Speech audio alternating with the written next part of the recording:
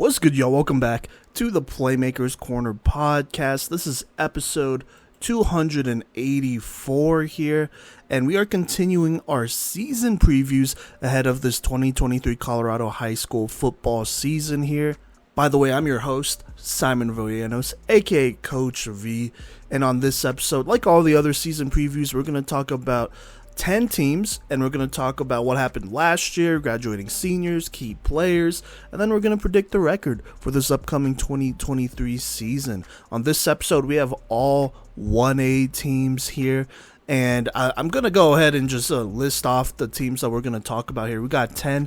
We got Buena Vista, Colorado Springs Christian, Rye, Banning Louis Academy, Rocky Ford, Peyton, Ellicott, Trinidad, Florence, and Denver Christian. So we're going to talk about all those teams on this episode here.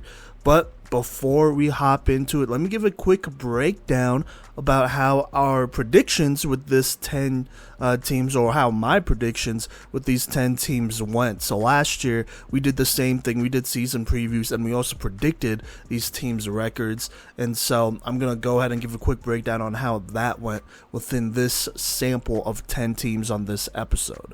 So to start here, there was one team that was not within the window of wins, which is, how many wins we project them having, whether it's between 5 and 8, 6 and 10, whatever, that's what our window of wins are. We had one team that was within a game of those window of wins. So say I projected them going or having a window of wins between 6 and 8, they might have just had 5 wins, or they might have had 9 wins, that type of deal, right? So kind of in the ballpark, not too completely off, but definitely in the ballpark there. So that's 1 out of the 10 teams on this episode. Then we have 2 separate teams out of the 10 on this one that were within the window of wins. So they were definitely in the ballpark when it came to predictions and what actually happened last year here in 2022.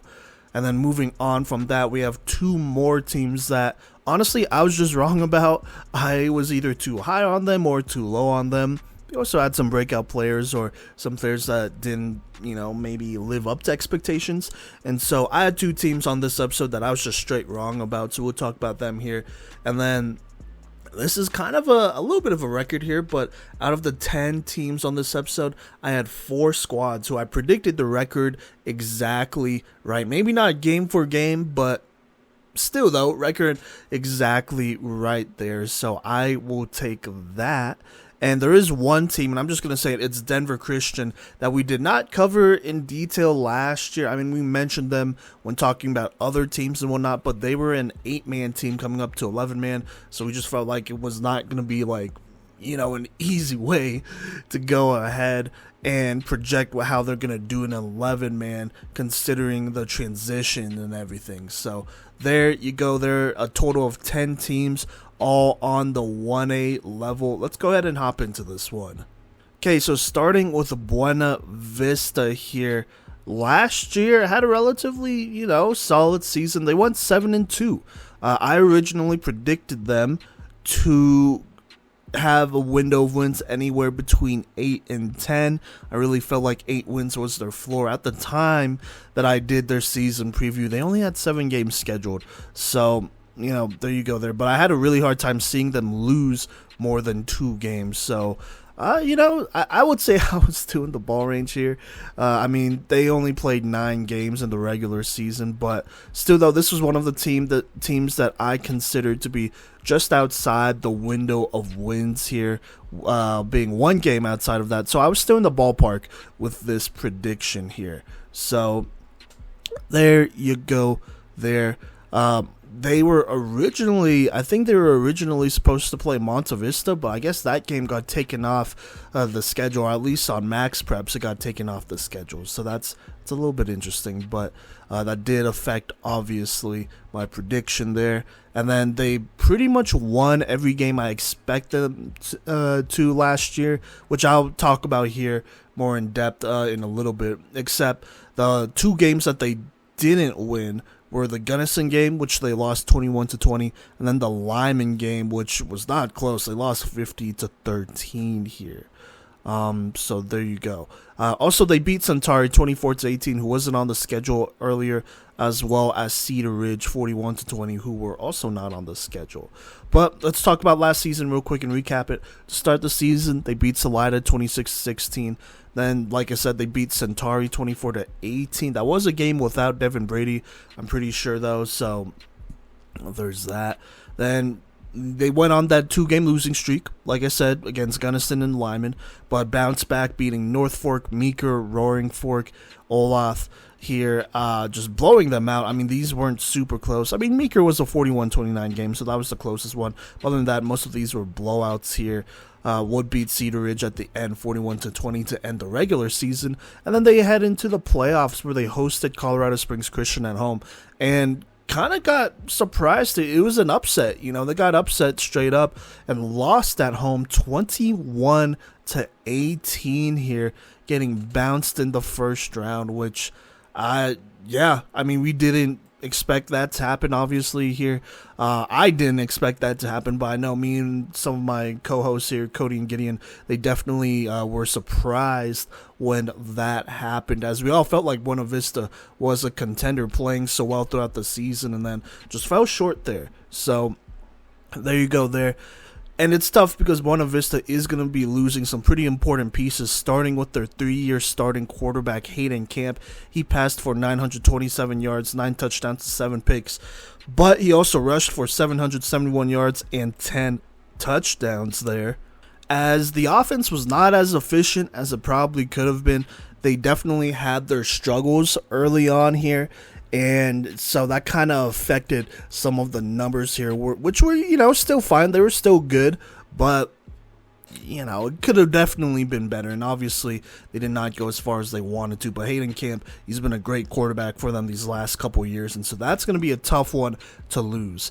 In addition, they lose his running mate, Jacob Phelps. He was a two-way starter, playing running back and safety here. He rushed for 624 yards and 9 touchdowns. He was a second leading rusher right behind Hayden Camp, so that's definitely going to be a tough replace there. And on defense, he also had 21 tackles and led the team in 1A, I'm pretty sure, with 8 interceptions. So that's a tough loss. He was also an all-playmaker guy. Like Hayden Camp, they were both all-playmaker guys. So that's definitely a tough loss for Buena Vista. So there you go there. And it looks like a number here. And then altogether on defense, though, just kind of giving a number here, because I'm not going to talk about every player. It's nothing personal or anything. I just, we got a lot of teams to talk about. So I'm going to kind of summarize it here. But they're also losing Ethan Flavin, by the way, who was their lead tackler with 98 from the linebacker spot. So there you go. But other than that, we're not going to talk about more players that are graduating. They are losing about 6 of their top 13 tacklers. So not the most, but it looks like a number of them were front 7 guys or linemen as well.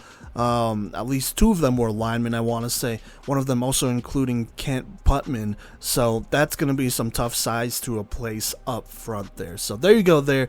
Hayden Camp, Jacob Phelps, Ethan Flavin, and then 6 of their top 13 tacklers. So not the worst. I mean, I guess it doesn't look as bad on paper, but when you look at the offensive production, they're losing their 2 main guys there. They're also losing a great athlete in Phelps who held it down on that back end for this defense. And so throwing them, losing some front 7 guys, a really important safety. There's definitely some interesting holes here that they got to replace and got to figure out. But with that being said, let's talk about some key players here. I got 3 that I really want to talk about. I'm sure there are plenty more, but I definitely want to talk about these 3 first. Starting with Elijah Flowers, the 6'2", 215-pound defensive end / tackle. Will be a senior this year after having a solid year where he racked up 46 tackles. He will be leading a unit that is returning 4 of their top 5 tacklers, which is going to be pretty important. So there you go there. Elijah Flowers, the incoming senior, should be pretty big for a defense that should at least be solid.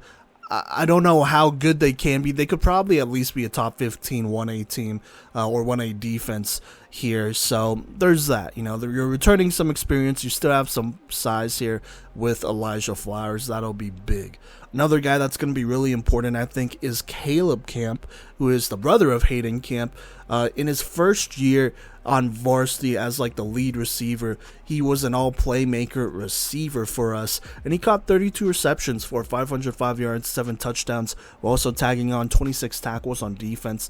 He will also be an incoming senior, and in my opinion, will be one of the best athletes on the team. So he should really help out whatever quarterback steps up, but will also be key to this defense.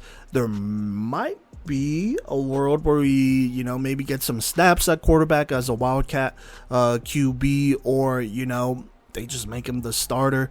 We'll just have to see about that. Regardless, he's a great athlete, so he's going to be somebody that will definitely be able to be used over there at Buena Vista.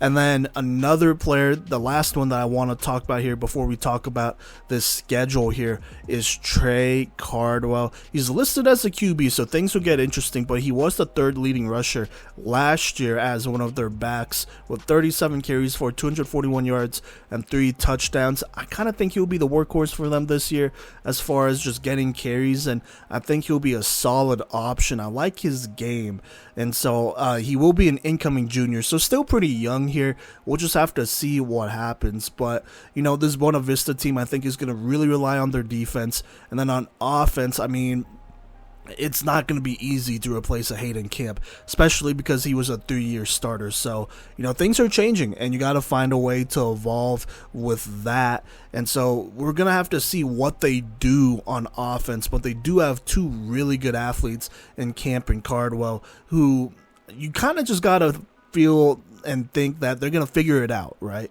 They're going to figure it out with those great athletes like they have before.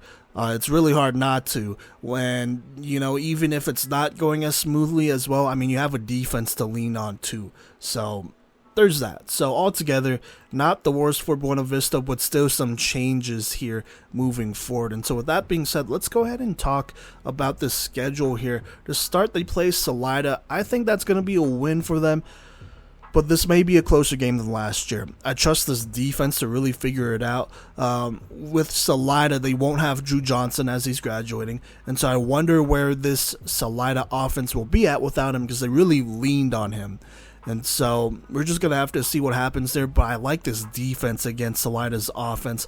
I think that'll be enough to win. Also, for offense, if you're Buena Vista, I think you just got to keep it simple, rely on Cardwell and Camp, and you should be able to beat that defense, because Drew Johnson was also a great linebacker too, so that's going to be a tough replace for them. So I think this is a win. Definitely will be closer than last year's game, but we're just going to have to see. All right. Then after that, they play Centauri away in La Jara here. I think that's a loss. There's questions at quarterback for both teams as they both played senior quarterbacks last year.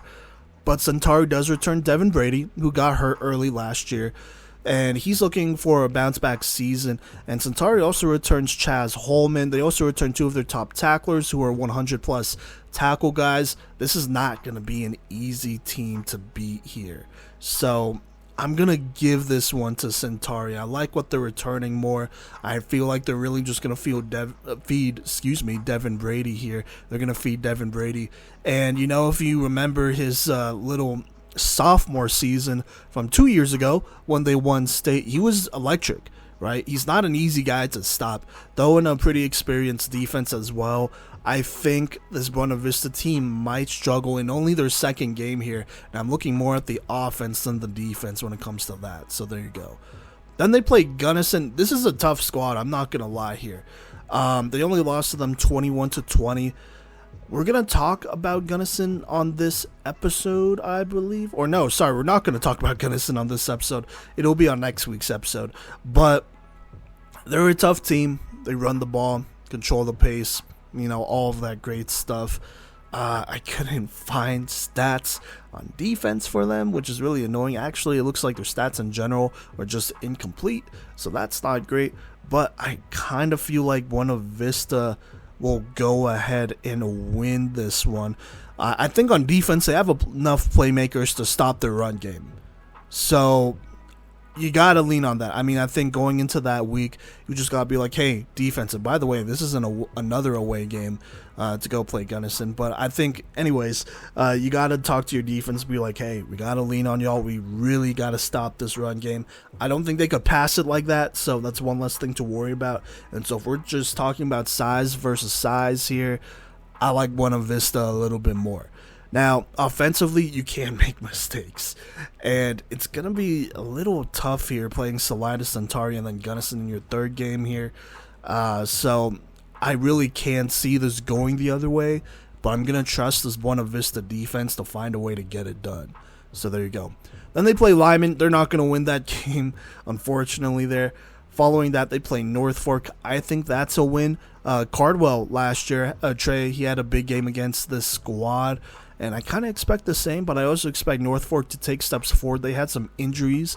I think they will be better than they were last year. This is another game that could be a toss-up, but I still favor Buena Vista here. And also, by the way, they would have went on a 4-game basically road trip here. I mean, they don't play at home. So they play Salida at home, then they play Centauri, Gunnison, Lyman, and North Fork away. So that'll be interesting how this little stretch of games go. That's not going to be an easy stretch. Arguably their toughest. So there you go. But then they get Meeker at home here. I think that's a loss. Meeker returns a tough backfield, and I really don't know if Buena Vista is ready to win a potential shootout if it comes down to it. And so it depends on the performance of their quarterback at this point in the season. But for now, I'm going to say that's a loss. Meeker also has a solid defense, and they have solid size up front. So we'll just have to see about that. But I'm going to give the edge to Meeker here. Then they play Roaring Fork, Olaf, Cedar Ridge. All of those should really be wins. All right, so there you go there. Altogether on the season, with the record/schedule I have right now as of July 15th, I have Buena Vista going 6-3, but with a window of wins between 4 and 7, so it really can go either way. Despite losing some key pieces, I currently have them only finishing 1 game worse than last year here. But the losses of Hayden Camp and Jacob Phelps, I feel like will most definitely be felt. The Gunnison, North Fork, and possibly Cedar Ridge game are all losable here. That's obviously, not including the Centauri and Lyman games, which I think they will lose. So there you go there. And we'll just have to see. The Cedar Ridge game is maybe a little bit more of a stretch. I feel like they only win that one if that really comes down to a shootout. If it's a shootout, that could be a tough one to win, right? And then you have Gunnison and North Fork, 2 teams that are built a little bit differently. Gunnison's going to run the ball. North Fork, they're going to be a little bit more balanced here. I'm putting a lot of faith in this defense to figure it out, since they are returning a little bit more experience and some really good players. Their tackle leaders, some size up front. That's going to definitely be huge for them. But I think when it really comes down to it, the biggest question for Buena Vista going into this 2023 season is how this offense is going to look. How productive are they going to be? And can they keep up with some of these top tier teams? So there you go there. I still kind of feel like they should make playoffs. Obviously, if they finish under 500, that's a tougher sell. But if they could get to 500, I think that's definitely good enough for them to make playoffs. So we'll just have to see about that. Moving on, though, let's go ahead and talk about Denver Christian here. Like I said, this was a team that we did not choose to preview last season because they were transitioning here from 8-man to 11-man football, so we didn't do that. So we'll save all of that. But on the season, they went 4-5 here, so not too bad in their first year. Let's just go over their schedule from 2022. To start, they lost to Banning Lewis 46-6, but then they beat the Pinnacle 27-0. But then they went on a tough losing streak, or a 4-game losing streak, losing to Colorado Springs Christian 52-20. They lost a shootout to Estes Park, 52-46. Then they lost to Middle Park 33-7, lost to Strasburg 56-21 before going on a little 3-game run here at the end of the season, beating Platte Canyon 39-24. That's a pretty big win for them there. And then taking care of business against Clear Creek and Jefferson, 55-0 and then 50-14 respectively. So there you go. They're not too bad, just finishing below 500 there, which I feel like is pretty on par. They played some pretty tough teams. Looking at Strasburg, Colorado Springs Christian, Estes, Banning Lewis. Those are some tougher teams to play for sure. Now, talking about graduating seniors, I only really found 2 that I think will be really important here. On top of that, their defensive stats are incomplete. Really, their stats in general look incomplete. They only have like six-ish games. Some of them only do. And I know not that many players got injured. So that's tough. But working with what I got, Luke Dorsey, he was their wideout 1. He had 739 yards, 9 touchdowns on 31 receptions. He was one of the best receivers in 1A. And so that's going to be a tough replacement there. He probably had more than what's listed. So there's that. But yeah, that's going to be tough to replace for sure. Another tough replace is Austin Johnson, who will be graduating. His stats, like I said, are incomplete, but he was the second leading receiver with 201 games, 3 touchdowns, and 13 receptions in 3 games. It also looked like he had 22 tackles in those 3 games, so he's another great athlete that will be missed. Now, based on their incomplete defensive stats, so you could definitely take this with a grain of salt, they lose 6 of their top 13 tacklers, but they lose some pretty big producers at wide receiver, and this is a team that likes to throw it a little bit more. So there you go. But talking about key players, Nathan Buer, I want to say. I think it's Buher, I want to say. I think that's how you say it. Excuse me if I'm saying that wrong. But he was their quarterback. He was their quarterback last year. Going into his senior year, he's looking to build upon a pretty solid junior year. In the 6 games recorded, he threw for 1,236 yards, 14 touchdowns to 6 interceptions. Definitely showed promise at quarterback and could be one of the better quarterbacks in 1A this upcoming season as a senior. But the loss of Luke Dorsey, Austin Johnson might be significant. So we'll see what he is made of without those guys going into his senior year. Another guy to look out for will also be an incoming senior. That's Luke, I think it's Boyson is how you say that. He was their lead rusher in 5 games, and in those 5 games rushed for 210 yards and 3 touchdowns. Like I said, wish the stats were complete, but that's what we have to work with. He also tallied 20 tackles, and I think he'll be a real important 2-way player for them going into this season. And then last but not least, we have Calvin Davidson. He was their second lead receiver with 222 yards and 1 touchdown in the 3 games listed here. So actually, that would make Austin Johnson just barely their 3rd leading receiver there. But anyways, back to Calvin Davidson. Like I said, second lead receiver with that production. A majority of that production, though, did come in a 176-yard, 1 touchdown performance versus Platte Canyon. So that's, Platte Canyon's not bad. I think that's a real big positive for them to have a playmaker like that. He might be the whiteout one going forward. We'll just have to see, and hopefully they do a better job taking stats. That helps us out so that we could, talk about your team more accurately, because we can't go to every game. So there you go. But let's go ahead and predict this record here for the 2023 season. I still feel a little iffy about this squad. I think we do have a feel for them. They like to pass the ball a little bit more.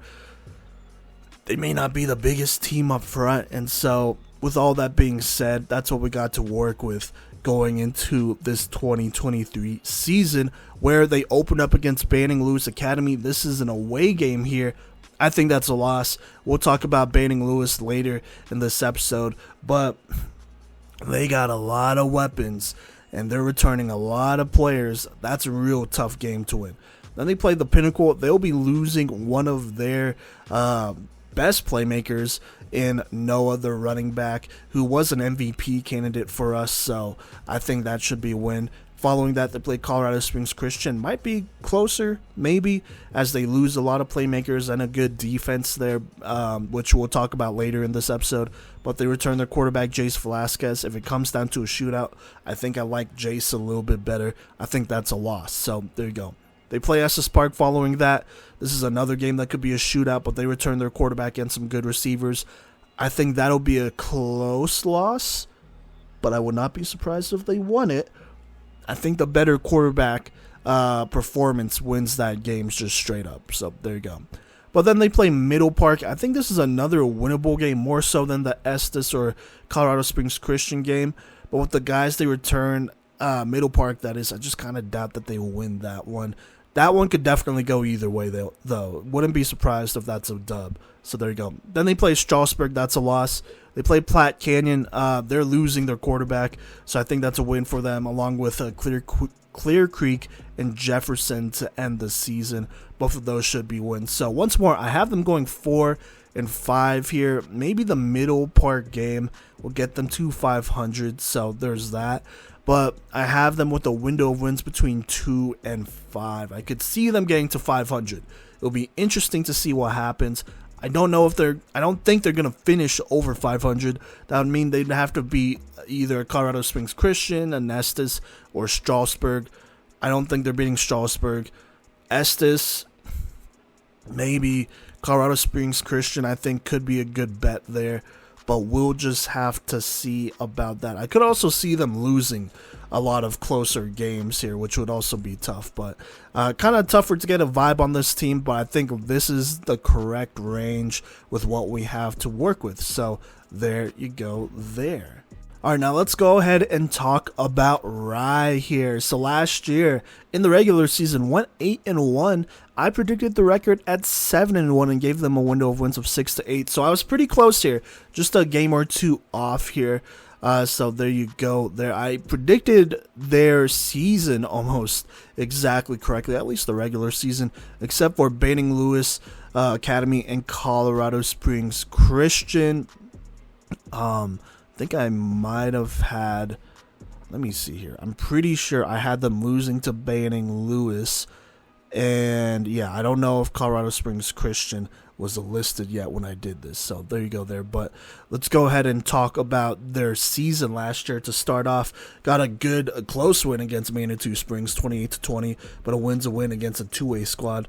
Then they played Salida. They lost to them 24-14. That's tough. But then they rattled off a win streak that would last until the end of the regular season here, where they beat Center 48-16, beat Trinidad 56-12, Ellicott 59-6, beat Colorado Springs Christian in a really close one, 31-29. I feel like that had some playoff implications there, so that was pretty big, winning a close one at home. Then beat Peyton 47-7, then won a close one against Banning Lewis 16-6. I think at this point it was pretty much already, a sure thing that they would make the playoffs unless they just had a catastrophic loss there to Banning Lewis, which they didn't. They beat them. And then Rocky Ford was a forfeit at the end, so they had a little bit of a break before heading to the playoffs, where they played Yuma in the first round, who they just lost to 42-6 there. So there you go there. But still, I think they had a pretty good year here. I think this was a year where they saw a jump in wins and a playoff spot. That's what I said in my prediction last year. This is what I said exactly. This team is more mature and should see a jump in wins and a possible playoff spot. They don't play the toughest comp, but they are returning a lot of players that will bring this team together and get them over 500. So boom, was correct there, but their inexperience definitely showed in the playoffs.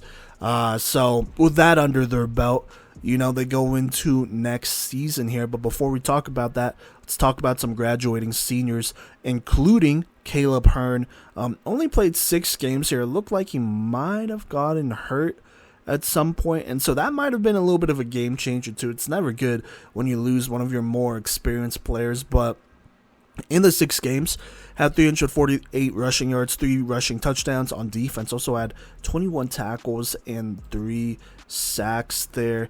So that's obviously big time. He was a top 13 tackler, I believe. And then as a rusher, he was their second leading rusher, despite only playing 6 games. That's definitely going to be a tough loss there. He really did a lot for them in his years with Rye. And so that's just production that you're going to lose and leadership that you're going to lose straight up. In addition, they do lose Devin Samuelson. He was a 6'3", 240-pound guard slash defensive tackle. He will definitely be missed as he did provide some solid size for Rye. And then on defense, he was a good player. Had 40 tackles, 8 tackles for loss, and 4 sacks as another top 13 tackler. And then you also have Tay McCauley here. In 8 games, he had 24 receptions for 315 receiving yards and 3 touchdowns. That was good enough for him to be the lead receiver there in those 9 games that he played. Altogether, Rye, they're losing only 4 of their top 13 tacklers. I mean, Hearn, McCauley, Samuelson make up 3 of those 13 there. And then on offense, I mean, they're returning pretty much everyone. They should have the majority of their line there, and then most of their skill players. And so with that being said, let's talk about some of those players here, starting with Nolan Shower, I want to say. Hopefully I'm saying that right. If I'm not, feel free to DM us so that we could say that right when we do not season previews, but recaps during the season. But anyways, he will be an incoming senior. He's their starting quarterback. Due for 1,180 yards and 12 touchdowns, only 5 picks, and had 24 rushing yards to 3 touchdowns. That's pretty good. That's pretty efficient there. Also 63% as a thrower there. Love to see that. That's really efficient. If he takes another step forward, then things could really get interesting for Rye here. If he could get a little bit more productive, he could be a really good second option. But I say second option because they have a really good running back who I think will be their primary producer on offense, and that is Dylan Hearn, the 6'3", 210-pound running back. He ran for 1,103 yards and 13 touchdowns as a junior, including 142 yards against Yuma in the playoffs, which is kind of a lot. That's a good defense, but that's how special of a player he is. He will be entering his senior year. He is one of the best running backs to return in 1A and should be due for another big year. Also, by the way, on defense, it was a big-time contributor with 43 tackles, 6 tackles for loss, and 4 sacks. Potentially an MVP candidate is all I'm going to say. If he has a big year, I think he could really put himself in that conversation, if not the Opoi or Depoy candidate for sure. But Dylan Hearn will be a big-time player, one of the best players in 1A for Rye. And then they also returned Derek Bach here. He will also be an incoming senior. He had almost 400 total offensive yards as a do-it-all athlete. And 192 rushing yards, 4 touchdowns. Also had 217 receiving yards and 2 touchdowns there. But on defense, he was big time as he was the lead tackler with 85 tackles, 5 tackles for loss, and 2 sacks. He will lead a pretty experienced defense as well. And then I didn't mention him here, but I think I'm going to anyways. Or I didn't write down his name, but I will mention him here. But Coda Graber here, he will be an incoming senior. He was actually the second leading receiver with 236 yards and 2 touchdowns. So if Nolan here at quarterback takes a step forward, you could see both Graber and Bach, get a couple more receptions and be a little bit more productive. So this Ride team is going to be good this year. They return an experienced defense, and they return an offense with one of the best players in all of 1A, in all of Colorado, in Dylan Hearn, who's a big 6'3", 210 running back, but is a smooth runner.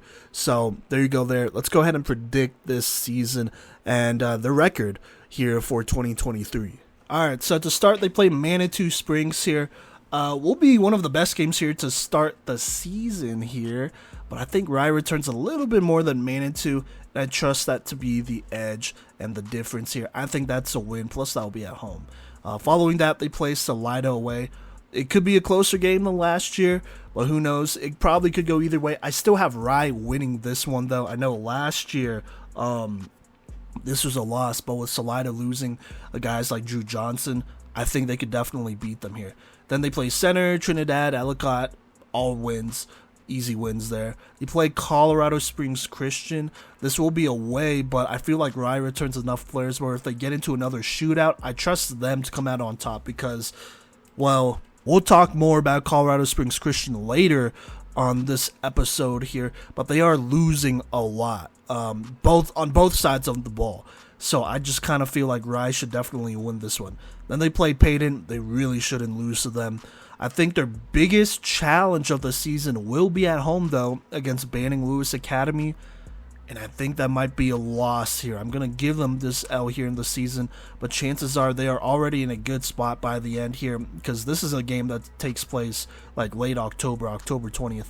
I think by now here they have pretty much solidified their spot in the playoffs, so it may not matter as much. This is more of a seeding thing, if anything, and just looking forward at potential matchups in the playoffs, but wouldn't hurt to win it either.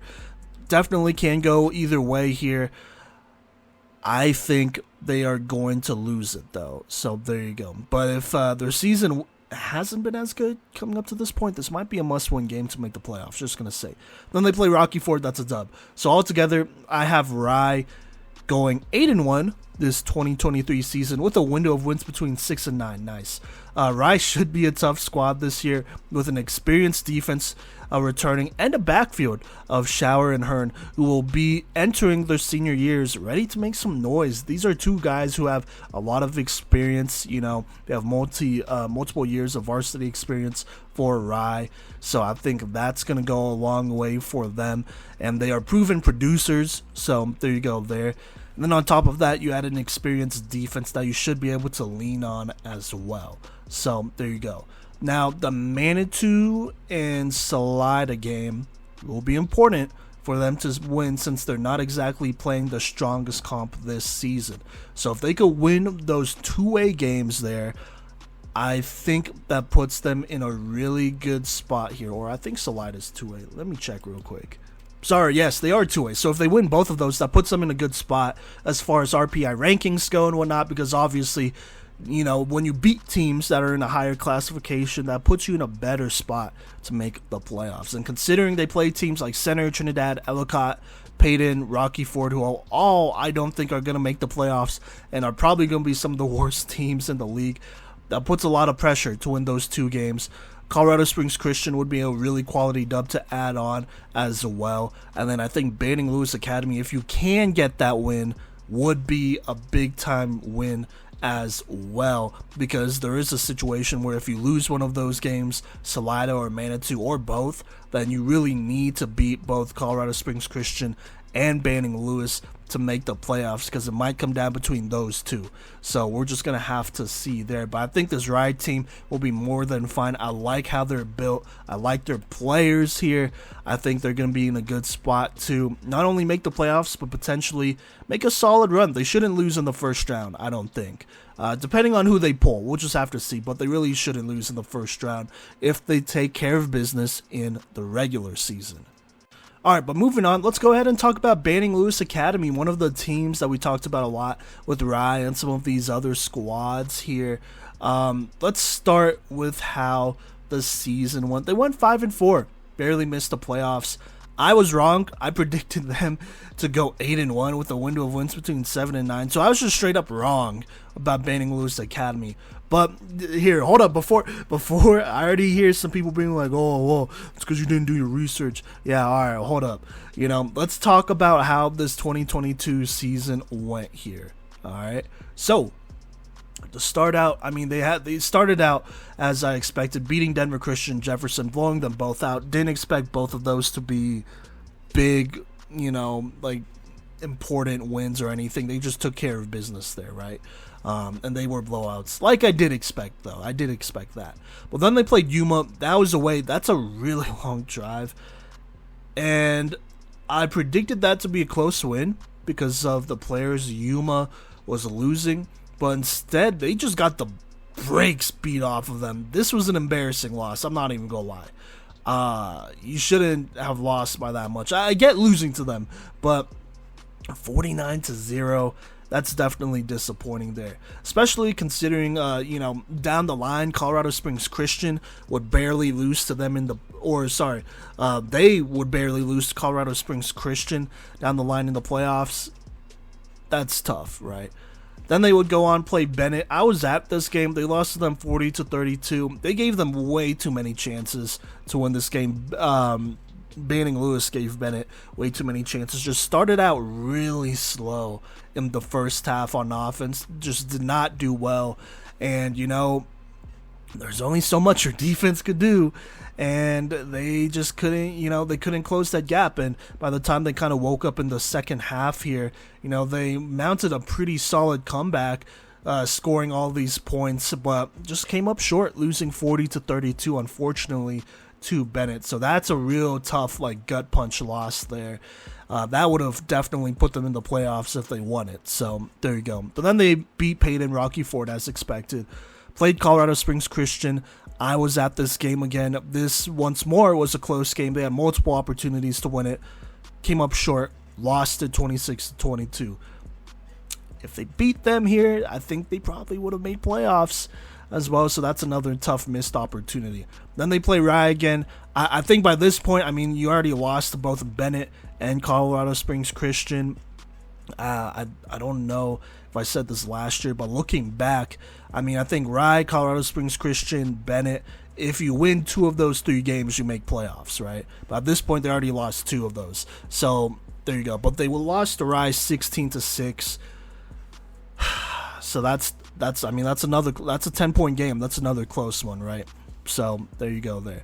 Then they play Ellicott, who they blew out 60-0 as expected. So a little disappointing. They had some close calls here. Bennett 40-32, Colorado Springs Christian 26-22, Rye 16-6. Those are all playoff teams. Bennett making playoffs in 2-way even. So if you beat playoff teams, you make the playoffs. Simple as that. And unfortunately, they just couldn't quite get it done there. So, it is what it is. You have to grow from it. You have no choice but to grow from it. Either that or, just marinate in your sadness, which is definitely not a good choice there.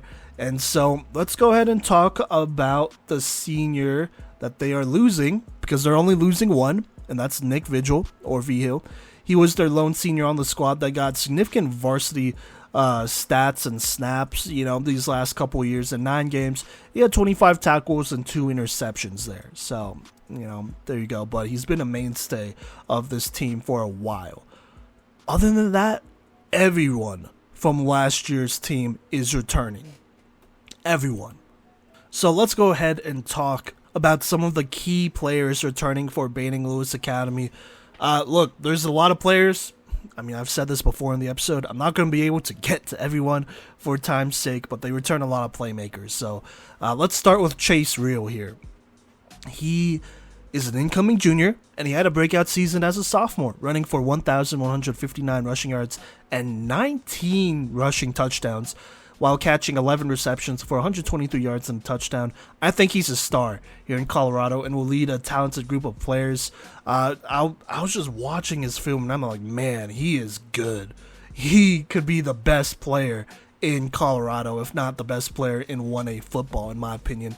I think he is a potential offensive playmaker of the year, most valuable playmaker of the year candidate. If not, maybe a favorite. It depends how the team does, though, so there's always that.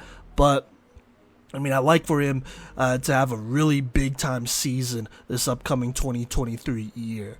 With everyone returning and all that great stuff, I think this is his time to turn up. I think this is legitimately someone who... Oh, man, is this going to be too crazy? I don't know. I think I'm going to say it anyways. I think he can be a 2,000-yard rusher in a season. Now, it also depends on how much they feed the ball and whatnot. Obviously, if you are able to, take guys out of the front 7 and whatnot, out of the box, that'll help him reach that goal, right? Because I think he could definitely run over DBs and safeties here. Or, if not, juke them out or outrun them. But we'll just have to see. It's not all on him. I think he's at least a 1,000-yard, probably 12-plus touchdown guy, at least, right? So we'll just have to see, but he's a star for sure. And then you have another great player here in Ben Early. He's an incoming senior, but the 6'4", 190-pound tight end / receiver was a key piece of this team on both sides.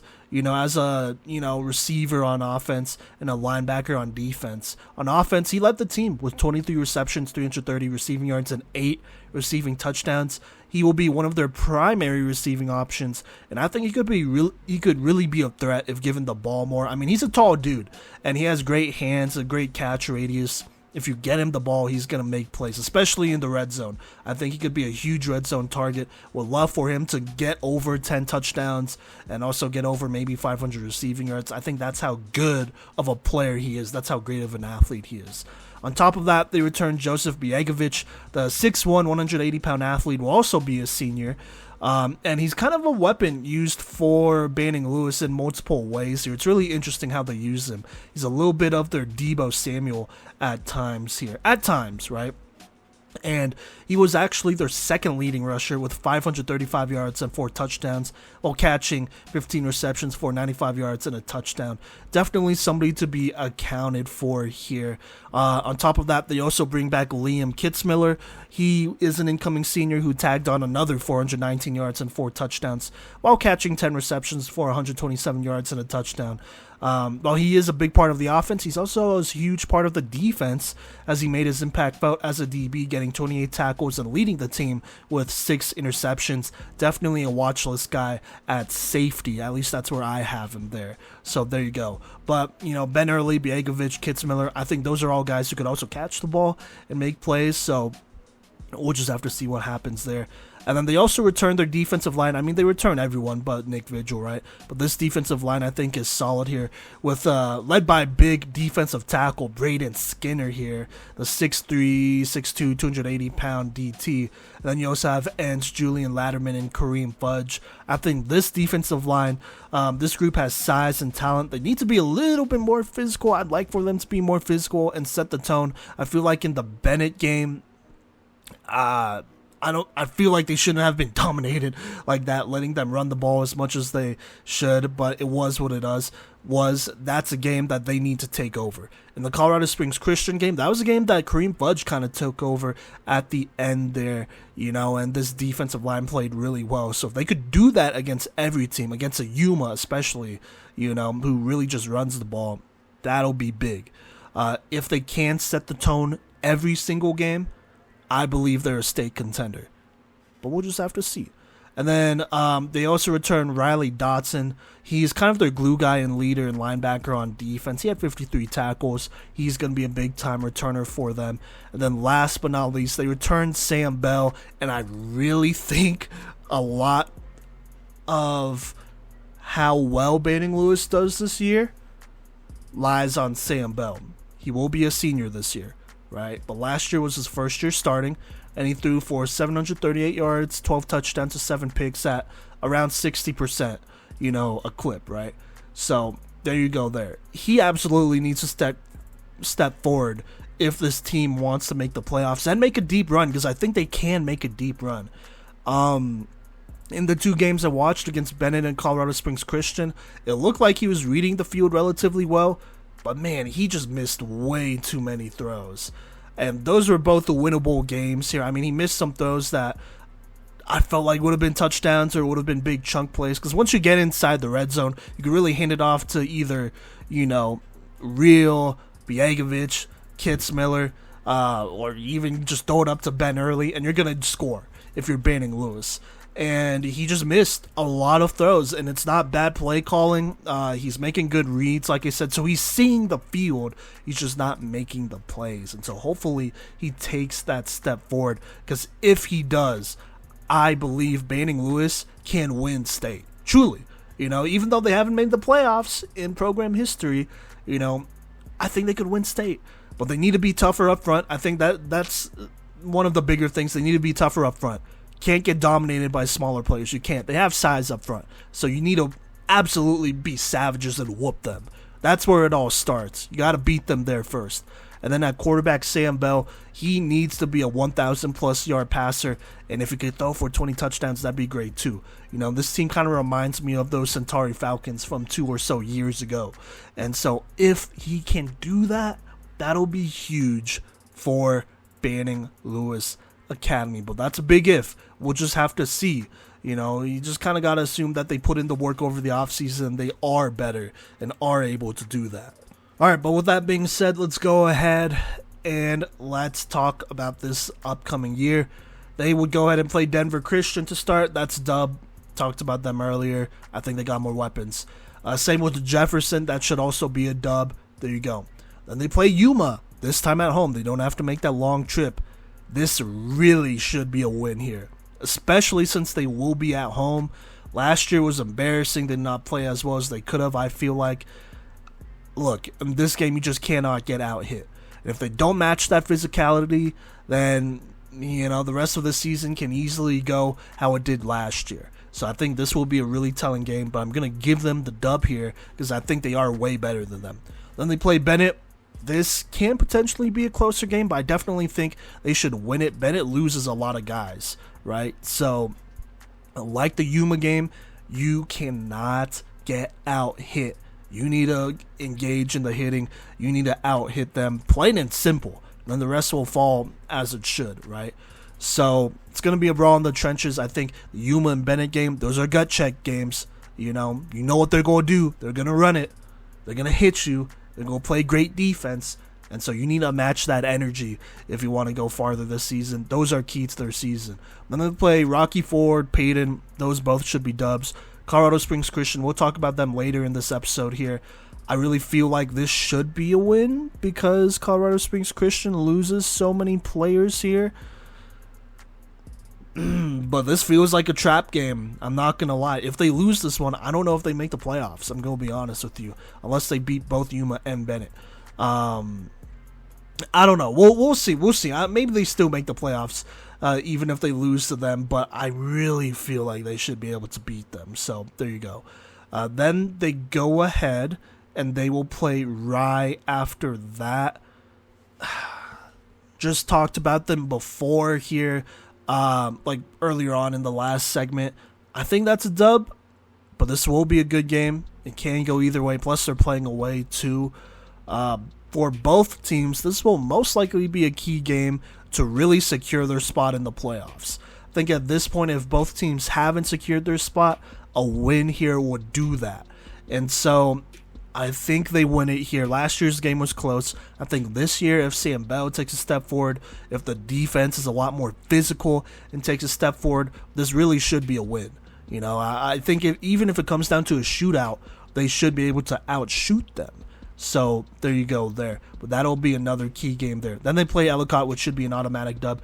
Altogether, it's going to sound like a lot, but this is really the expectations I have banning Lewis at, because this is they're just such a talented squad. They're probably one of the most talented squads, at least top 2 or 3 in all of 1A. And so I really think they should go 9-0, undefeated, and make playoffs. And then I have a window of wins between 6 and 9 here. I think at the very least, their floor, they should at least be a game over 500. They literally return the same squad.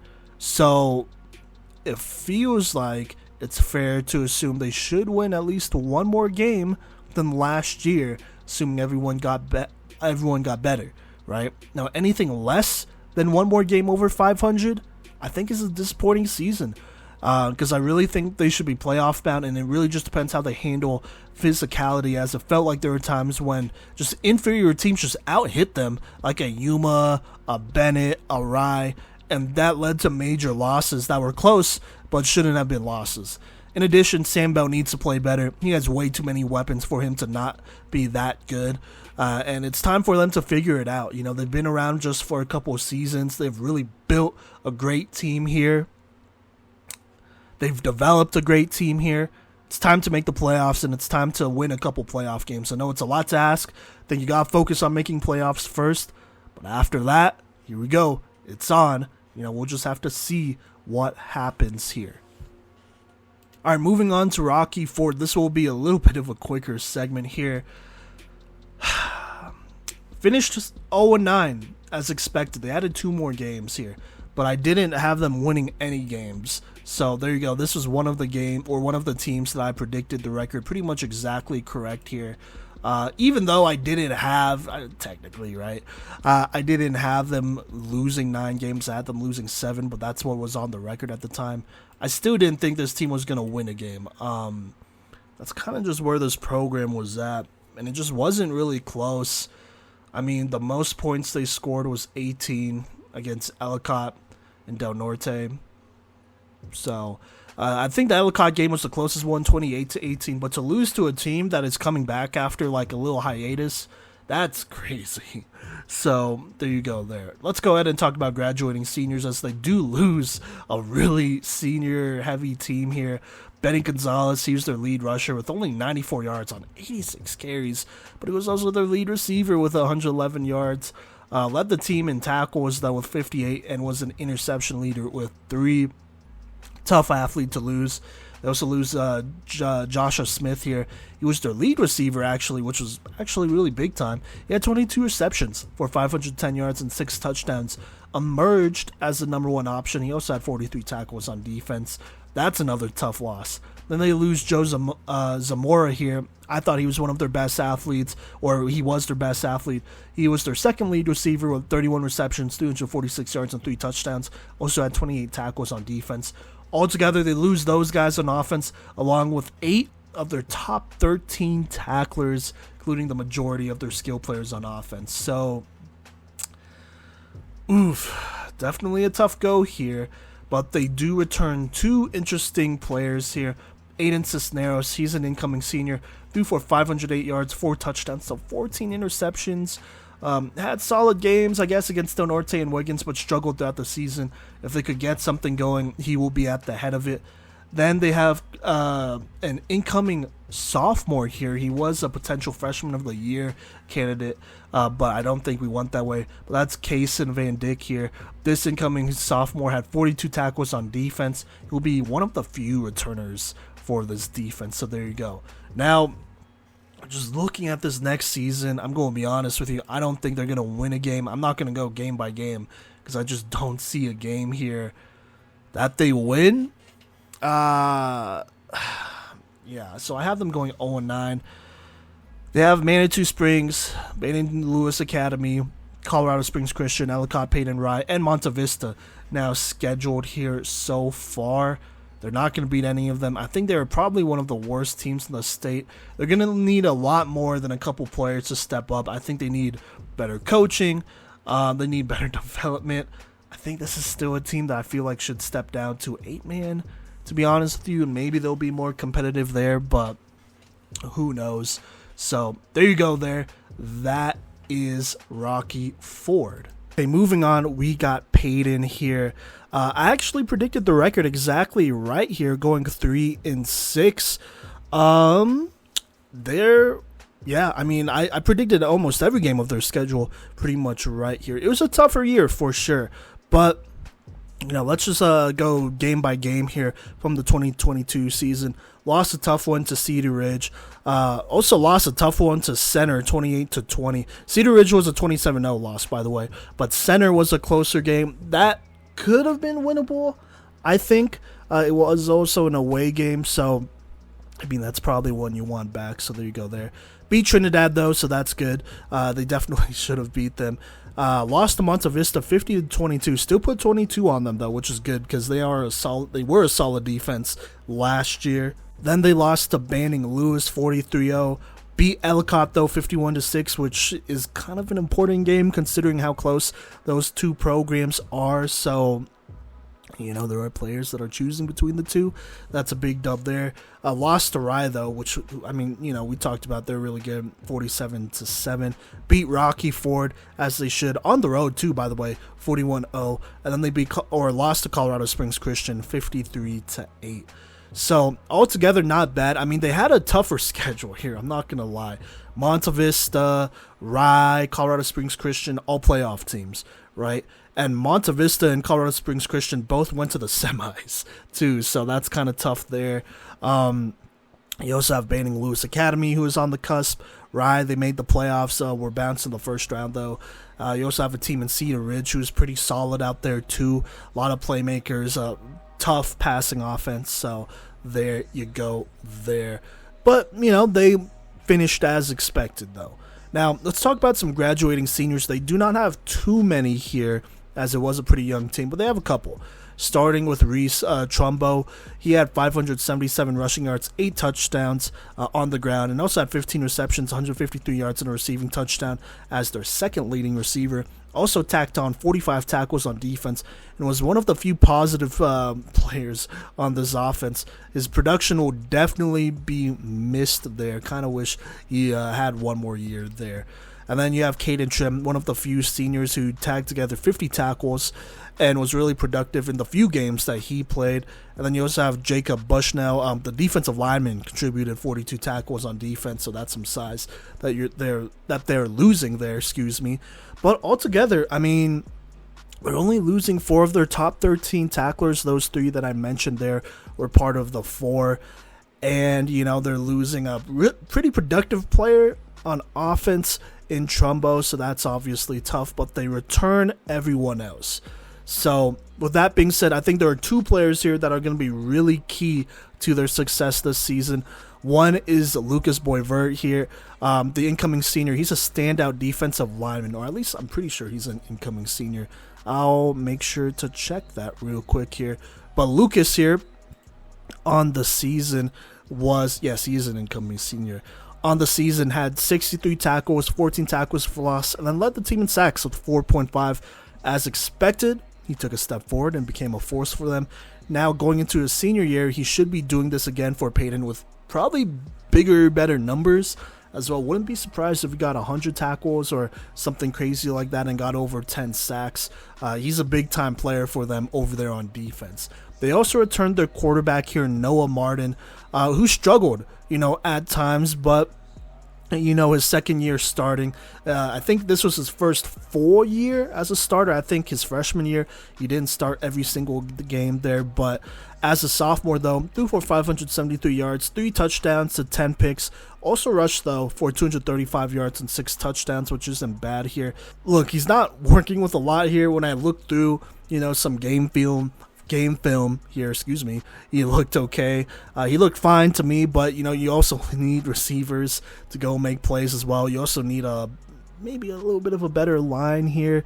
So there's some working that he has to continue to put in along with his guys. He needs to form that chemistry with them as well. So we'll just have to see if some other guys could step up and help him out. I think that'll be huge. I think one of those guys this duo of Noah Martin and his lead receiver here, I believe it is pronounced Brian Kearns. I could be wrong. I could definitely be wrong. Excuse me if I said that wrong here.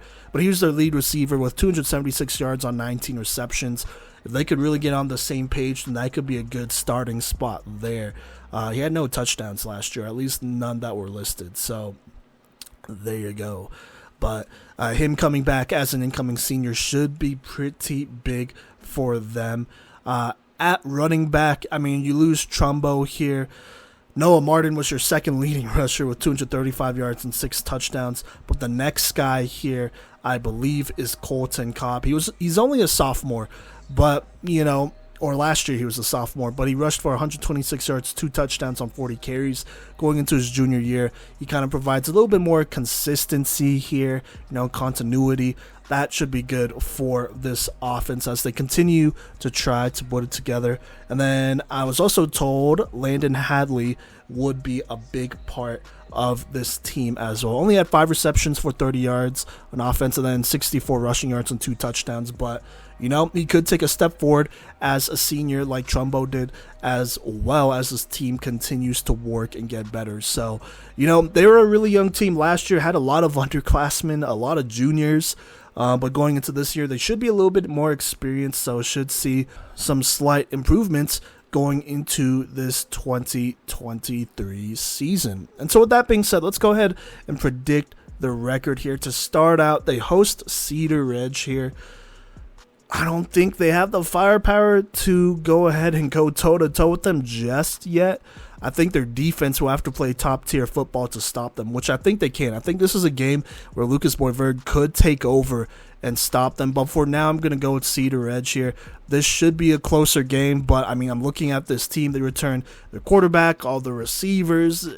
This is a tough offense to stop. They're a good passing offense, so you really, on defense, have to be ready for that. And then on offense, you can't have too many turnovers and give them the ball. You have to keep it away. So we'll see. This should be closer, but I think that's going to be a loss. They play center here next. Center keeps their quarterback, who threw for 200-plus yards and 3 touchdowns on them. But center will be without Cale Ruggles and Maldonado. I think this becomes a game that Peyton can win since it was a close game last year. I think Noah Martin, if he just plays clean and the defense plays tough, I think they should find a way to get this one dubbed. So that's a dub for them. Then they play Trinidad. That should be a dub. Buena Vista. This is an away game, so it's a far travel here. So they have to go down there. Buena Vista has historically always had a solid talent pool. We'll talk about them not on this episode, but in a future episode here. And they are returning some pretty significant size, which I'm not sure if Peyton could handle up front. That is definitely a concern here. So there you go. I think this could be a winnable game considering Buena Vista is losing a lot of players. But, just because there's a lot of new faces doesn't mean they're not untalented. I think this will be a loss. This is kind of a tough game to play, but it could go either way. It's a tough game to get a gauge on, though. So we'll see. Then they play Banning Lewis at home here. I think that's a loss. Banning Lewis, I think, should be one of the best teams in 1A. And if they're not, then that's on them. So we'll see there. Could potentially be closer than last year, though. So there you go. They definitely should beat Ellicott. I don't think Ellicott is established already. Then they play Rye, who's another tough team, who I think will be one of the top teams in 1A. I think that's a loss. And that's also away, too, so that's tough. So there you go. Then they play Rocky Ford. That should be a dub. And then they play Colorado Springs Christian. This one could be interesting. I don't think CSCS will be horrible. I think it comes down to who could play better at quarterback. And right now I like Jace Velasquez a little bit better, but he has had more weapons. So there you go there. We'll just have to see. I think Colorado Springs Christian should still win this one. But, don't be surprised if Peyton goes ahead and gets a little upset here at the end here.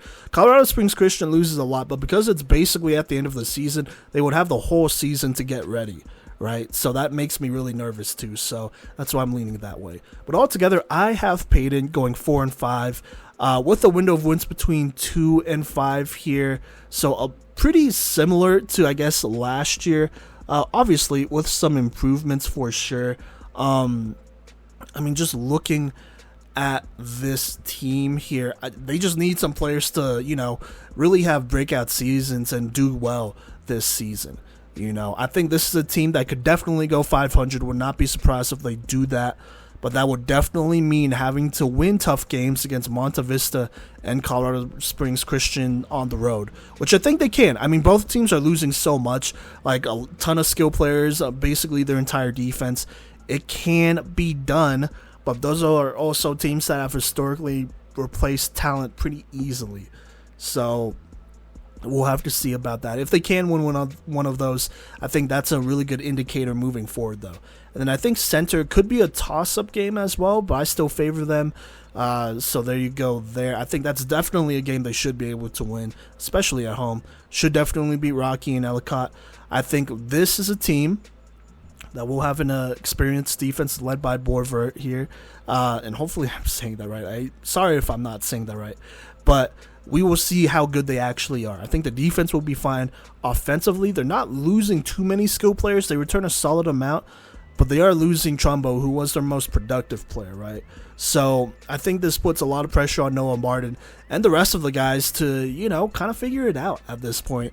You're really all you got and all you need, right? So it's really just going to come down to how much work they put in and how much better they have developed here. So we'll just have to see about that. But for sure, I think Peyton can be a team close to 500, maybe a game over 500.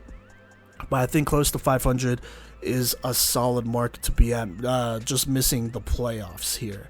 So there you go there. All right, up next, we're going to talk about Ellicott, and Jesus, please put in your stats. They did not do it again this season, even though they had a team this season. They didn't have one before then, but golly, man, you're killing me out here. So this might be a little bit of a shorter one here. I predicted the record right. I didn't think they were, or actually, no, sorry. I did not predict the record exactly right. I was one game off. They won a game against Rocky Ford, right? But other than that, I had them losing pretty much every game since they were returning. There was no players to go off of because the last time they played was a couple of years ago. So all those guys graduated. So it was really tough to project this team, but I was relatively close, so still within the window of wins, which I'll take. So there you go there. Now, this season was a tough one as they returned back to 11-man football. They got blown out in every single loss. They did beat Rocky Ford 28-18 at home, so gotta love that. That is definitely something to build on, but on top of that, it was just an extremely rough go. Like I said, beat Rocky 28-18. That's pretty big time. Other than that, their next closest game was a 26-0 loss to Clear Creek, and on the season they basically averaged less than a touchdown a game, around 4 points per game actually, while allowing roughly 50 points per game. So a real rough season for them. Yeah, so we'll just have to see how this next season goes here. As far as graduating seniors go, they didn't put down their stats, so I don't know who contributed what, but they only had 2 seniors listed on the roster, and Captain Jacob Diamore, who played tackle, linebacker, and TT for them, as well as Jonathan Sven, who played guard and linebacker and was the other captain. So they only lose some size on their line plus their captains. So other than that, they return pretty much everyone. We'll see if they could take a step forward. Some key players, though. Jedrick Howarth, he was their other captain and the only one to not be graduating. He's an incoming senior. He's their starting quarterback for them, and so he looks to turn up for this team. I looked at a little bit of his film. He looks to be solid there. They also returned some pretty significant size here, some solid size on the line in Jonah Gieseg, I want to say. He's 5'10", 200. Connor Iona, 6'1", 210 center, and Jose Chavez, 6'1", 220 pounds there at tackle.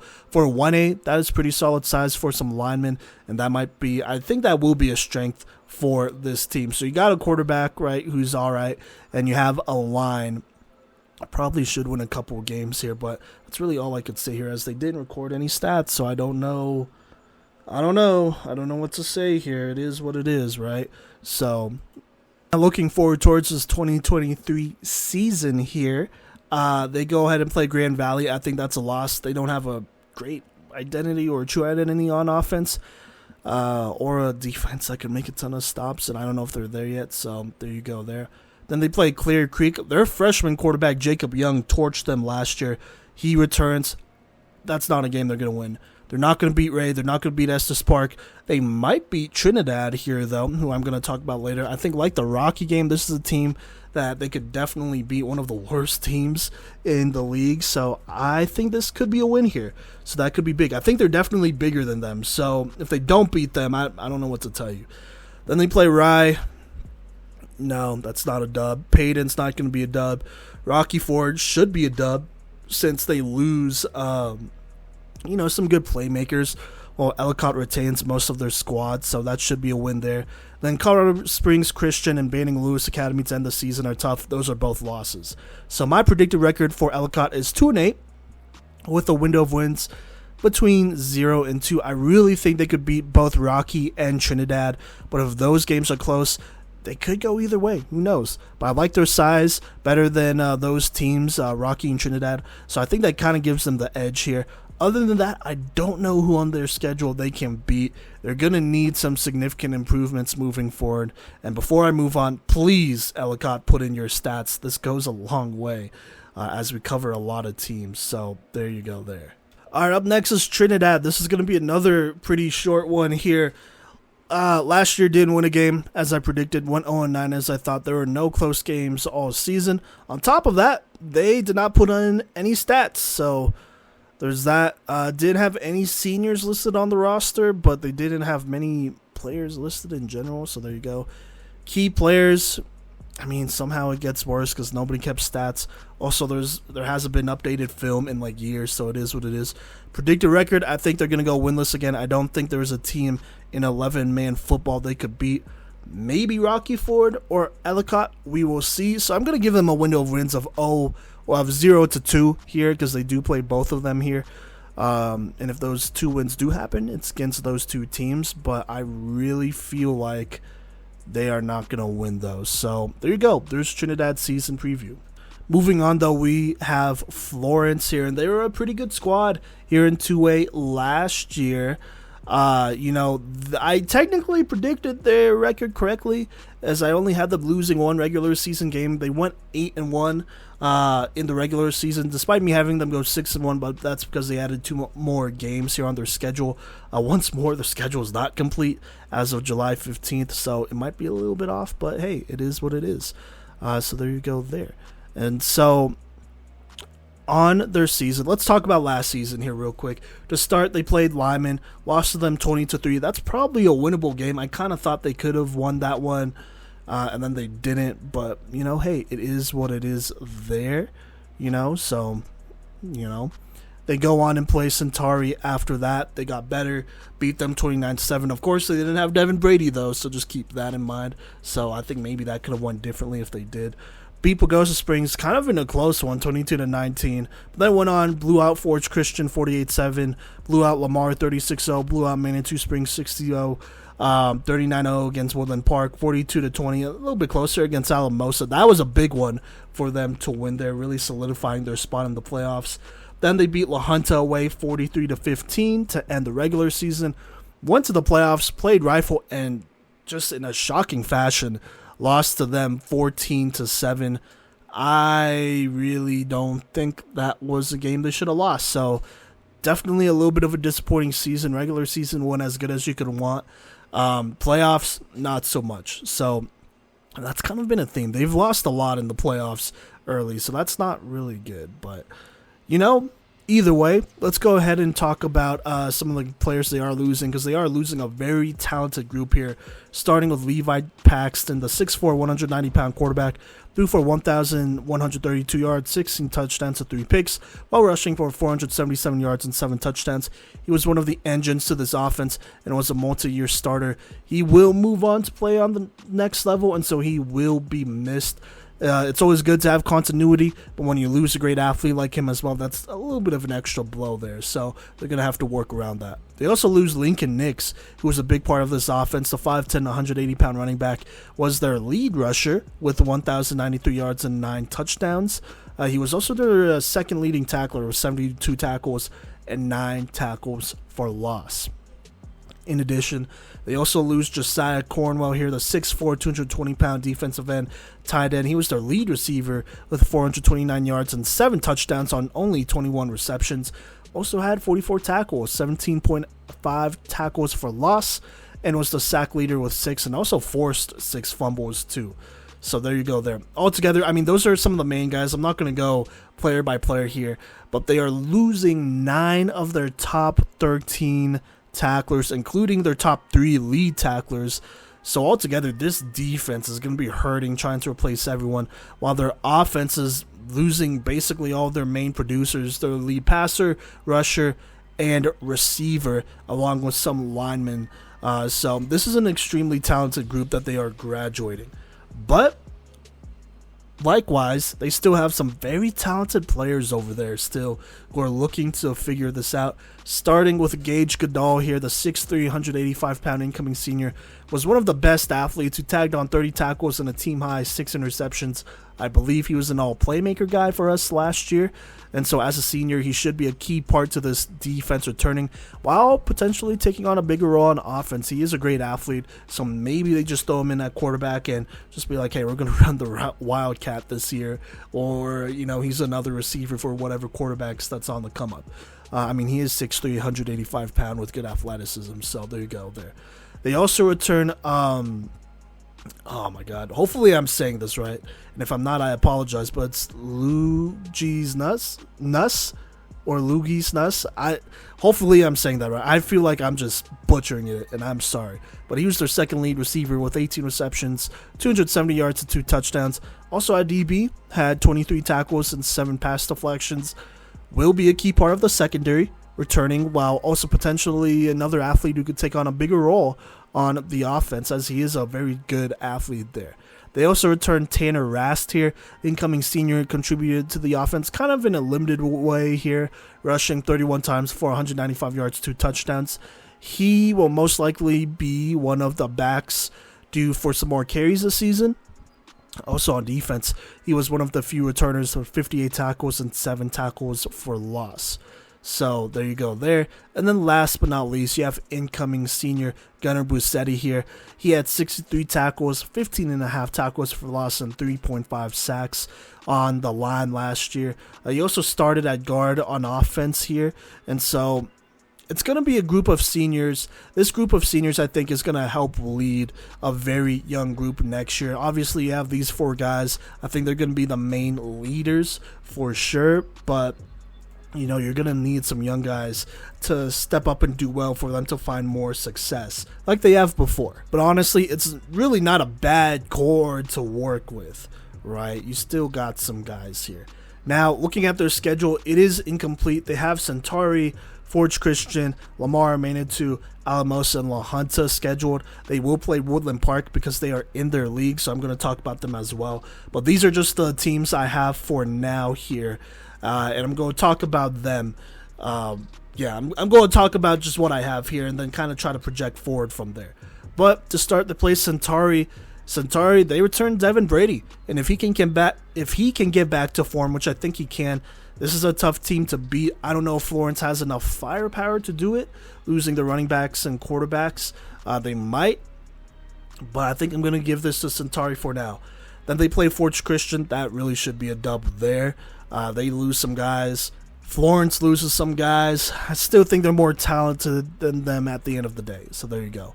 Then they play Lamar. This could be a close game, but I think this is a dub. Lamar returns to quarterback, but he really struggled against this defense last year. So I think this could be a repeat performance. They play Manitou Springs. I think that's another dub. They still return enough players here to really challenge them because Manitou does lose some players too, so this might be maybe a closer game, but I like the defense that Florence is returning for sure here. After that, they play Alamosa. That should be a win without the Jones brothers. I don't know if they win that one. I know they return a Brant Jackson and Mice, but I think this is a team that could definitely beat, especially in late October. Then following that, they play La Junta. I think that's a loss. It could go either way, but I think if La Junta is rolling, especially with Luke Gardner coming back, that's a tough game to win. And then this game isn't scheduled yet, but they're in their league, Woodland Park. I think this is a dub here. They may be losing a lot, and it could be a lot closer than last year, but I trust them to beat it. So based off of their schedule, I have them going 5-2. You know, with this 7-game schedule here so far, with the window of wins between 3 and 6. Look, honestly, it's hard to see where they're gonna land next year, but I think they should be closer to winning 5 games or so this year, going 500s. They return enough players where I feel like they can figure it out. They have a solid core here, and then you just kind of gotta build around that core from there. And so I think they could at least go 500 or get close to it, maybe finish a little bit below that. But regardless, we should see some new faces, and, you know, we'll see what happens this season. Okay, now moving on to Colorado Springs Christian. Look, this was a team I was wrong about, but they also only had 4 games scheduled last year when I did their season preview. So I gave them a window of wins between 2 and 4. They finished well above that in the regular season at 6-3. As far as the games I predicted correctly, I said they lose to Buena Vista and Rye, and that they would beat Peyton. And then the one that I got wrong was that they did beat Banning Lewis, which I thought would be a win for Banning Lewis instead. So there you go there. But let's talk about last season. Last season for Colorado Springs Christian was special, and they had a new head coach, or at least it looked like, in Amos Velasquez here. So that definitely made things interesting here. But anyways, let's talk about this season. I went to their home opener against Flatirons Academy. That was a tough win, but they beat them 34-31. That really set the tone moving forward. They then played Buena Vista, and they lost a shootout 64-33. Had all passing touchdowns. Buena Vista had all rushing touchdowns. So interesting game, but a tough one to lose there. Then they beat Denver Christian 52-20. Lost to Woodland Park 31-0 there. Then they beat Rocky Ford 47-6. Lost a close one. This one definitely hurt against Rye. 31-29 here. on the road, but then bounced back against Banning Lewis Academy. I was at this game. This was a key game for them to win to make the playoffs, and they beat them 26-2, or 26-22, excuse me, in a close one there. Then they beat Ellicott and Peyton 53-8 in both of those. Then they made the playoffs, and that's where the magic really happened here. Against Buena Vista, beat them 21-18 on the road. That was an upset. Then I went to their playoff game against Yuma. They beat them 24-23 in another upset. That was a huge game for Colorado Springs Christian, as they were just rolling when they beat them there. So that was definitely huge. Great performance by Jace Velasquez, their quarterback, in that one. Then they played Lyman, who they lost to 41-0, but Lyman would go on and win state. So coming off a tough season, or a really good season here, I mean, they lose some really good players here. So let's talk about them. Starting with Ashton Lofton, the starting back. He had 1,254 rushing yards and 17 rushing touchdowns. Also caught 28 receptions for 331 yards and a touchdown. And on defense, he was a huge contributor with 80 tackles and 2 interceptions there. Then they are also losing Taylor McLeod here, who became their lead receiver with 44 receptions, 825 receiving yards, and 11 receiving touchdowns. Also contributing 72 tackles and 2 interceptions as part of that secondary. In addition, they lose Casey Orrick. He had 344 rushing yards, 3 touchdowns.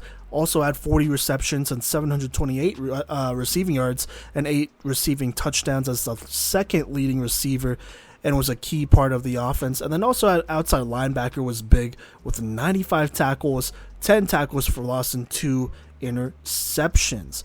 Then they are also losing Defensive Playmaker of the Year. He actually won it, Nate Tonneson, the 6'4", 220-pound defensive end. He was one of 3 players with 100-plus tackles that will be graduating. He had 123 tackles, 16 tackles for loss, and 8 sacks, along with 18 hurries off the edge here.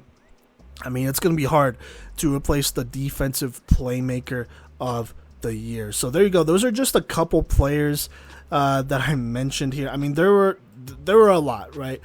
There were a lot of players. Jonah Bullock was one. He had 114 tackles. Thomas here, he was a big one. Connor Thomas, he was a big one. He was the other one with 100 tackles. Neal had 84. I mean, there were so many great defensive players that they're missing, and this was a really good defense. Along with their offense here, I mean, on offense, they are losing every receiver who caught over 100 yards, which is their top 4 receivers, along with their top 3 rushers. So that's definitely going to be tough. And then real quick, back to the defense. They are also losing 9 of their top 10 tacklers. So it's going to feel like a hard reset for Colorado Springs Christian here. They also lose, well, I don't know if they lose him. He's probably still on staff, Amos Velasquez. But on Max Preps, Jay Kersey is listed as the head coach, and he was the head coach of this team the last 10-ish years. So, and has found success. So, I don't know. That's kind of just an interesting thing to note there. But let's talk about key players, starting with their incoming junior quarterback, their stud, Jace Velasquez. He had a breakout season, throwing for 2,129 yards, 20 touchdowns to 11 picks, while rushing for 178 yards and 6 touchdowns. He threw at an efficient 63% clip, including a masterclass playoff performance against Yuma, where he was 15 of 21 for 339 yards and 3 touchdowns, and also ran in a touchdown. But he is losing a pretty big group of skill players that may not show in the stats, but he needs to show that he can lead regardless of who's there or not. He may be the best quarterback in 1A, if not one of the best. And so it's not a bad player to bring back. He should be able to win them at least a couple games here, at least. Now, will he be able to replicate some of these numbers? Probably not, but you still kind of hope that he stays efficient here and doesn't force too much. Then they also return Will Moore, an incoming junior, one of the few players to return for Colorado Springs Christian that got some varsity playing time. He should be a lead back or one of the backs in this backfield and someone they could rely on for production. And then Eddie Harmon is one of the few incoming seniors returning. The 6'1", 170-pound linebacker had 76 tackles, 5 tackles for loss, and 2 sacks. His return will be huge for a defense that will be returning a lot of guys who don't have a ton of varsity experience. He is their most experienced guy, so also look for him to be more involved on offense there. Then last but not least, they also returned Mikey Allis here. He is the other senior returning at corner. He tagged on 45 tackles in 11 games. He also could be a little bit more involved on the offense. So just a couple guys there to kind of build around, but not a lot. I mean, they're missing a pretty crazy amount of players. It's going to be pretty difficult to project them moving forward. But you know what? We're going to do our best starting with this first game, which is away against Flatirons Academy. Luckily enough, Flatirons is losing a lot of players, a lot of seniors, in what was an excellent 34-31 shootout last year. I think this year will be closer. It will be a different game here, but I trust Velasquez to go ahead and take over this game and win it for them. So that should help them out. Then they play Monte Vista at home, though. Monte Vista will be losing a lot as well, but they are returning some pieces, and I think they are a little bit bigger than Colorado Springs Christian up front, so this could be a tough one, could be a close one, but I have Monte Vista winning. Then they play Denver Christian. I think this should be an interesting quarterback battle. They return a lot more here, so this could potentially be a loss, but I trust Jace to outplay the opposing quarterback. That should be a dub. Then they play Woodland Park here. Jace was taken out of this game early. I think it could have been injury. And I honestly think if he plays the whole game, it goes differently. And Woodland Park is also losing some players. And so I think Colorado Springs Christian could find a way, but it could go either way too. Then they play Rocky Ford. That's a dub. They play Rye. This was close last year, but Rye will be very good this year as they return pretty much everyone. So I think that's a loss for Colorado Springs. The same with Banning Lewis. I mean, Colorado Springs Christian loses so much. Banning Lewis returns a lot. This was a close win last year, but I think this is a loss for them this year. Then they play Ellicott and Peyton, who I think are both dubs. The Peyton game might be a little bit closer. Might be, but we'll just have to see about that. Altogether, it's not that bad, honestly. I still have them going 6-3 with a window of wins of 5-7. I really don't think they will fall off this much, but I have a hard time seeing them get too far over 500 here. They do have a slightly easier schedule this year compared to last year because of players that opposing teams are losing, like games against Monte Vista, Woodland Park, Rye, Banning Lewis Academy. I think those are probably all losable games, but that Monte Vista game and Woodland Park game, they are losing some guys. Same with the Flatirons Academy game, so there you go. But I think just a lot of it will depend on Jace Velasquez and how well he could do keeping this offense leveled and staying productive. We'll just have to see what happens there. And then on defense, I mean, they have to rebuild, right? But it's Colorado Springs Christian. They usually have a pretty solid talent pool. It could be a tough year, but I still see them going 500. But you know what? We will just have to see. Either way, that'll wrap up this episode of the Playmakers Corner podcast. Thank you so much for rocking with us. If you want to know when more content's going to come out, because a whole lot more is coming out at this point, make sure to follow us and show us some love on social media at Playmakers Corner on Facebook, Instagram, Twitter, and TikTok. TikTok, we'll be posting some stuff there. Also, subscribe to us on YouTube, as we will be posting full episodes and some shorts there as well. More season previews should come out here. Our watch list should be come out highlighting some big-time players and whatnot across the state, so be on the lookout for those. But until next time, I will catch you later.